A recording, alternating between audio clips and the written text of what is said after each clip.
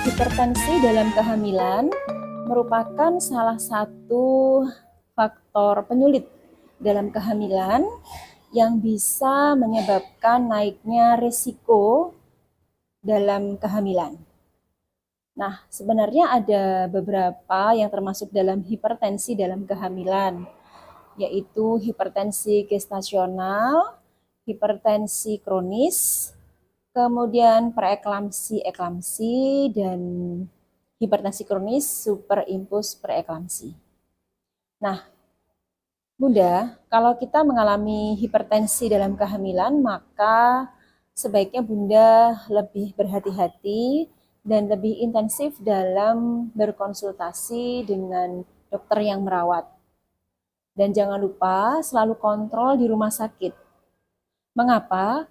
Karena hipertensi dalam kehamilan ini mempunyai dampak atau bisa berdampak yang lebih terhadap ibu maupun bayi. Nah, apa saja dampaknya? Jadi karena hipertensi ini memang suatu penyakit yang bisa memberikan dampak ya pada beberapa organ, antara lain pada jantung, pada ginjal, bisa juga pada liver, pada otak, bahkan bisa mempengaruhi bayi karena bisa mempengaruhi aliran dari plasenta ke rahim.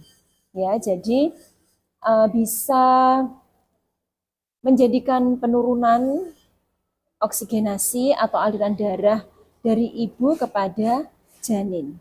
Ya, bisa berakibat pada berat badan yang rendah ya untuk janinnya. Kemudian bisa juga menyebabkan beberapa hal yang lain ya, seperti misalnya bisa terjadi prematuritas ya dan sebagainya. Nah, sebenarnya siapa saja sih yang berisiko untuk terjadi hipertensi dalam kehamilan? Ya, antara lain adalah pada primigravida atau kehamilan pertama, ya. Kemudian pada ibu hamil dengan usia-usia yang terlalu muda atau terlalu tua. Selain itu juga pada kehamilan yang sudah terlalu sering, ya, mungkin disebutkan pada kehamilan yang sudah keempat lebih dari 4 kali, ya. Selain itu juga pada ibu-ibu yang mempunyai menderita hipertensi sebelum kehamilan, ini juga mempunyai risiko untuk lebih berat terjadi hipertensi dalam kehamilan sampai terjadi preeklamsi.